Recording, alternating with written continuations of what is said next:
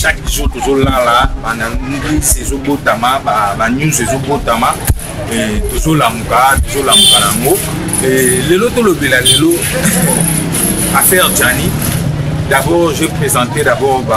mes condoléances à la famille biologique de Gianni, vraiment famille à Gianni, bana à Gianni, y compris la première femme de Gianni. Ah ouais, na Kinshasa. Vraiment condoléances nangai total ananu te ka oyo yeli be total ananu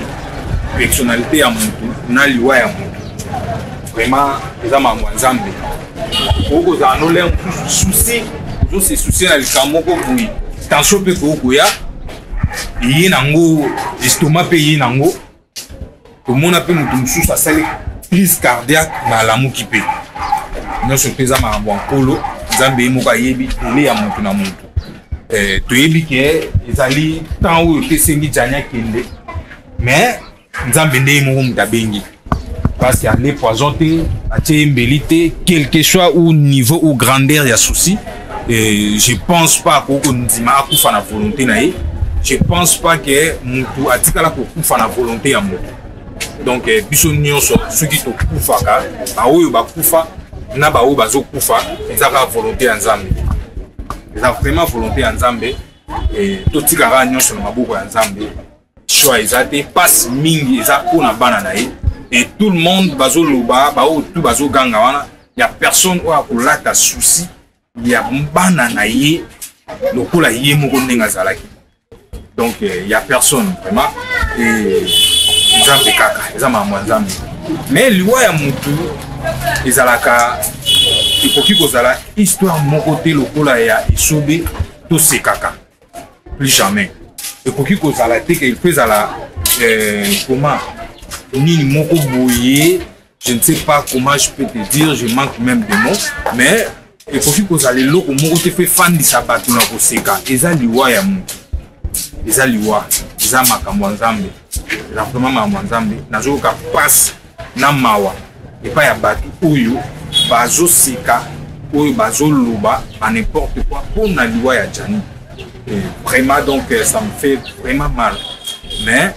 choix ezate nyonso ezaka na maboko ya Nzambe et aussi tuye kozonga nanu tokende na mutu zonga na mutu tozwi fe na biso Yann Mosi yo yebi batia yo mutema ya kopala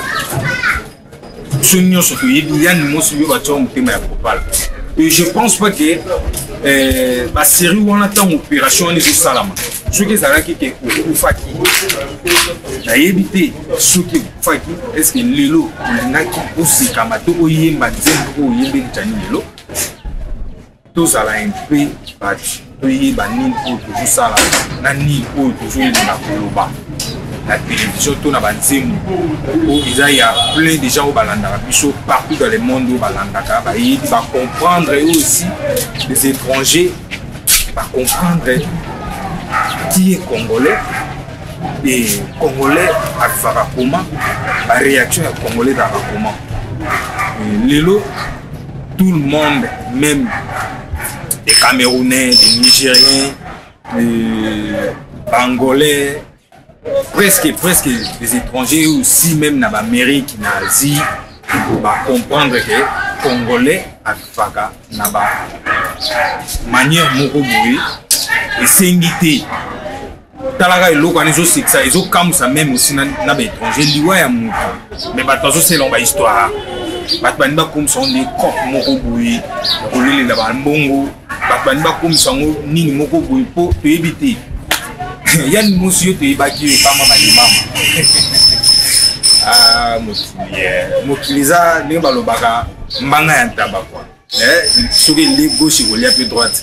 yo toyebaki pama malimama mais lelo tomoni osali nzembo bandi kokuwaka mama première dame na biso ya Congo kuna otanga bakongo te bandi kokuwaka première dame na biso ya Congo oyo ngai na bino na ye toyebi mais na kati ya nzembo wana maloba oyo lobi mpona Gianni esengi bongo maloba oyo lobi mpona Gianni esengi te vraiment il y a des gens vraiment où va s'appeler la montée bazo coma bazo benga donc et ça la bien dit mutu akufi ndeko na yo artiste petit na yo mais tali loko yembeli to soka ndeti yo batiaki yo mutema kopal babimisa ngo kufi to yembeli loko bongo ko sepela. Tentez votre chance maintenant, plusieurs bourses d'études sont disponibles. Power Travel est une agence de voyage basée à Kinshasa avec une représentation à Montréal au Canada. Suivez nos représentants en direct de Montréal. Tac. Hi everyone, this is Asma from Power Travel Agency. We are here to announce that we have a great opportunity for you. Vous comprenez, hein? Eh, Maggie, bon, on a traduit aussi. Vous êtes étudiant ou élève âgé de 16 à 30 ans, vous pouvez maintenant voyager et étudier au Canada gratuitement. Nous prenons tout en charge. Power Travel, en partenariat avec une grande université canadienne, vous donne l'opportunité de gagner plusieurs bourses d'études. Nous sommes à Botou, local 75, à Gombe. Pour plus d'infos, appelez les numéros qui s'affichent au bas de votre écran.